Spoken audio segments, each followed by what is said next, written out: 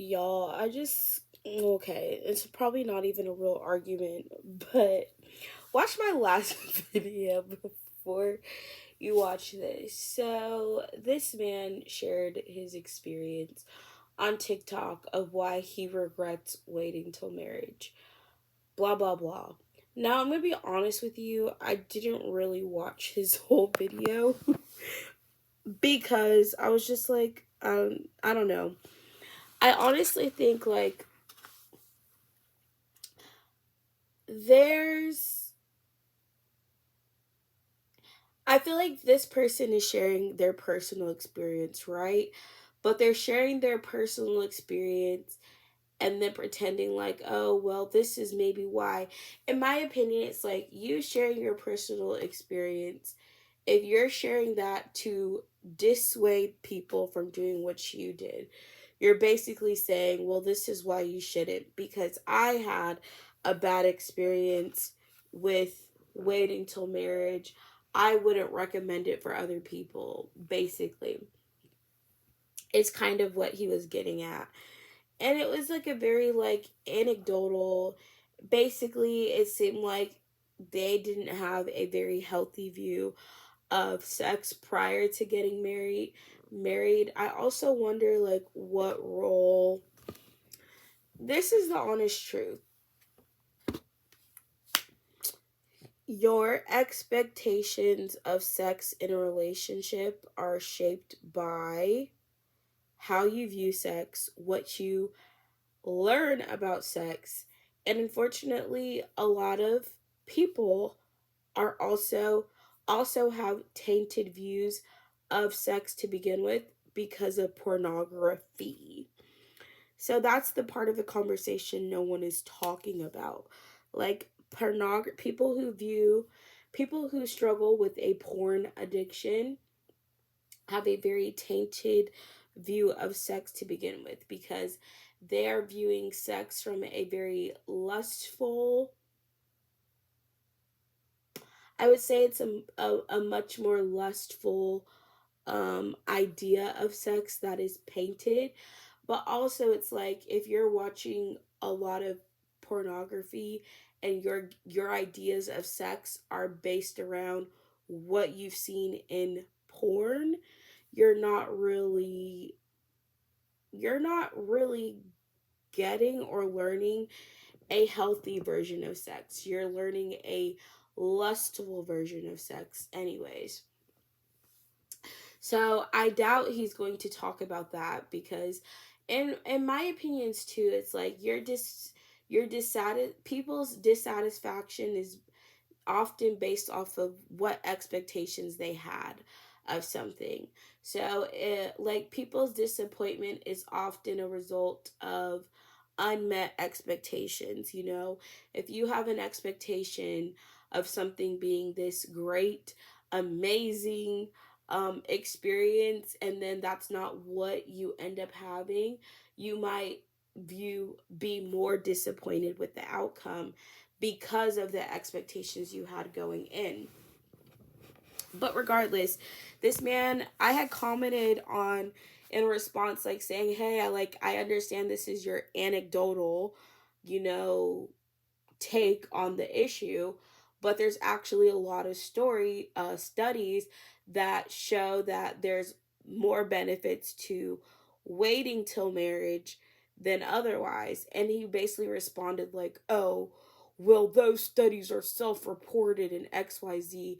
I'm like, okay, so you're saying we can't trust actual studies, like scientific psychological studies that have been done because they're self-reported, but we're supposed to trust your self-reported anecdotal evidence over the psychological studies that at least have a population outside of just one person. It's like it's kind of crazy to me that you're saying like, oh, well, the studies aren't can't be trusted, but your anecdotal evidence can be. I feel like he's not recognizing his own bias. And that's what I definitely don't understand. Obviously, everyone is has different experiences in the world. That's why anecdotal evidence is typically not ranked the highest of as a form of evidence for something being true for most people. But basically, the studies that show that waiting till marriage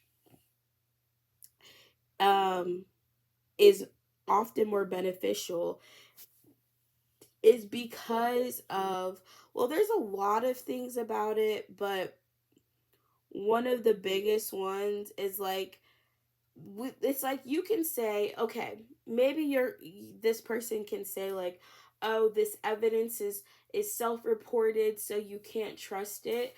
But at the end of the day, there's still lots of studies that show like having more sexual partners is worse for you. Like you're less likely, like having multiple sex partners decreases your level of satisfaction in marriage, and sex increases the likelihood of divorce. So it's like you can't sit here and argue, like there's so many studies that show the more sexual partners you have, the less likely, the less happier you are in your sex life, and also the more likely to divorce you are. It's like um there's a clear like linear I guess you could say relationship between like satisfaction in marriage and number of sexual partners. The more sexual partners you have, and I guess there's like a lot of reasons for that, the same way there's a lot of outside factors for it. But when you do the studies and ask people, and it's like yes, it's self-reported, but I also think like sex is less meaningless the more partners you have. And so maybe that's why it's harder to be satisfied in a sex life when you're increasing the number of partners, because it's not as meaningful, because you're doing something with multiple people, and it's not as impactful, it's not as intimate, it's no longer an intimate thing when you're doing something with multiple people and multiple partners. And then you also have the aspect of, well, now that you've experienced with this person, you have this comparison that you're making, and then you also have this idea, well, maybe I can find better. So it's just like comparison is the thief of joy. It's not as intimate. The more partners you have, the less intimate sex becomes, versus the least amount of partners you have, the more intimate is. And sex would be the most intimate if you only are having it with one person and one person only. That is the most intimate you can have with a person if this is something you've only ever done with one person, and that is your spouse. So that's another aspect of waiting till marriage that I feel like doesn't get talked about. Also, you avoid a lot of STDs for the most obvious reasons. The more people you are sleeping around with, the more likely or more higher chances you have of coming into contact with an STD. Even if you only sleep with like, and I mean, that can happen if you sleep with one person, right? Because if that one person has slept with multiple people, you can sleep with one person once, but that person has slept with 100 people, and now you're basically interacting with the hundreds of other people that person slept with and taking on, and you're now at risk for whatever STDs they could have contracted from the other hundreds of partners they had. So it's just like when you sleep with someone who's had a lot of partners, you can maybe only have that one partner. But that's why I guess like taking taking into account the number of sexual partners someone has is kind of an important thing that you would want to know of your spouse, but also the importance of getting tested. Now, when both people are waiting till marriage, you don't even have to worry about that. They haven't come into contact with anyone. Neither have that background, so there isn't like the risk of an STD unless they got contracted an STD from birth from their parents. Um, the other one, I don't know. Basically, this man said, like, basically, I just feel like overall, it just seems like he had expectations of his spouse that were not met. which led to him being unhappy and not fulfilled in his. But I also wonder how much of his experience was shaped by, you know, other outside influences, such as if he was watching pornography on a regular basis. Like, I feel like there's a, like I said, it's more than just like, I honestly feel like his take on it being like, oh, because he waited till marriage, basically he didn't feel like him and his partner were sexually compatible, XYZ, which I get it, that's can be a thing, but I also feel like you can communicate some things. You can still communicate like your expectations with your partner prior to doing anything anyways. So I don't know. But anyways, my only thing was found it kind of interesting that this person basically said you can't trust, was basically trying to like say the studies that show waiting till marriage basically said, oh, they have the same levels of divorce. That's actually not true. You can literally look up divorce rates. Divorce rates for number of partners. And it says studies suggest a correlation between the number of premarital sexual partners and divorce rates, with some evidence indicating that having more partners may increase the likelihood of divorce. Specifically, some research indicates that divorce risk may be higher for individuals with 9 or more premarital partners compared to those with fewer partners. However, it's important to note this correlation does not necessarily imply causation. Obviously, correlation does not equal causation, and other factors may also influence divorce rates. Um, it says that research suggests that having between 1 and 8 premarital partners may not significantly increase divorce risk compared to having no partners at all. So basically, it's saying, like, oh, if you've had up to 8 partners, you don't have as, there's not a significant difference between you getting divorced and someone who's had 0 and someone who's waited till marriage, is basically what that statistic is saying, which I feel like is what this person was trying to quote to me. But the real one is saying that it says the median American man, 5, 3, normative levels of premarital sex still increase the odds of divorce, but only by 50%.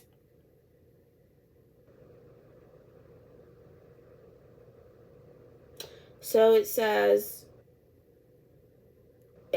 says there is a increase, even if it's 1 to 8. But I don't know. That's not really. I'm not gonna have to do that again. But I learned that in college, by the way. It's like I didn't just pull a random statistic out of my head. I learned this in my psychology degree when I took whatever class I took on human sexuality in college. So no, I don't think like you can just throw studies out the window because they don't align with your anecdotal experience. But again, it's like you can empathize. It's like, I'm sorry you didn't have a great experience with waiting till marriage, but that doesn't mean it's overall a bad thing for most people, or that you should paint it like, oh, this is not something that someone should choose. I just think like I said, this person's experience doesn't speak for everyone else's. I also think the truth of the matter is everyone is going to have a different experience. Everyone is not the same. Every person does not have the same experience in anything in this world.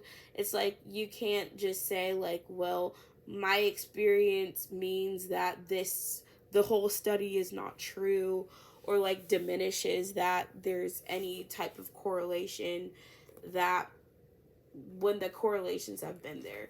There's also like not a lot of people doing studies on those types of things anyways. But overall, I think, in my opinion at least, there's still a lot more benefits of waiting. The risk, the risk. I mean, there's way more risk. It's like, yeah, you weren't satisfied, but it's like the other benefits are avoiding STDs, avoiding pregnancy, um,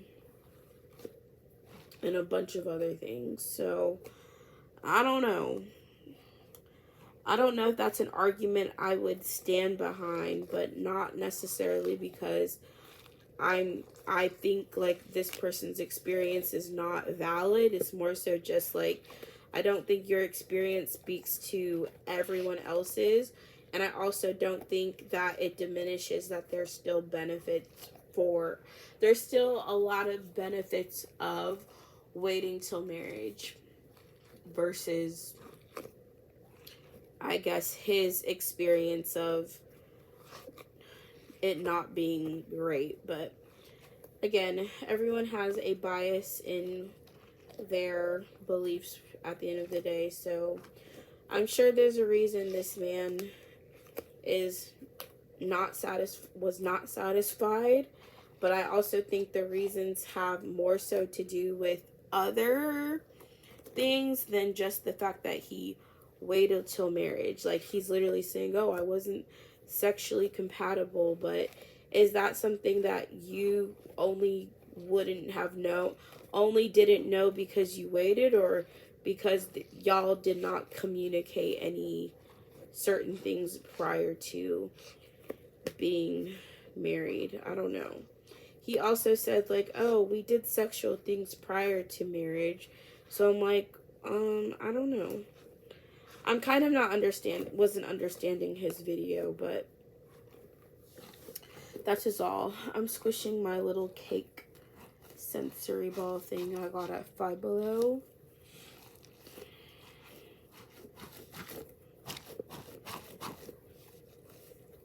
It's so fun. Alright, that's it, guys.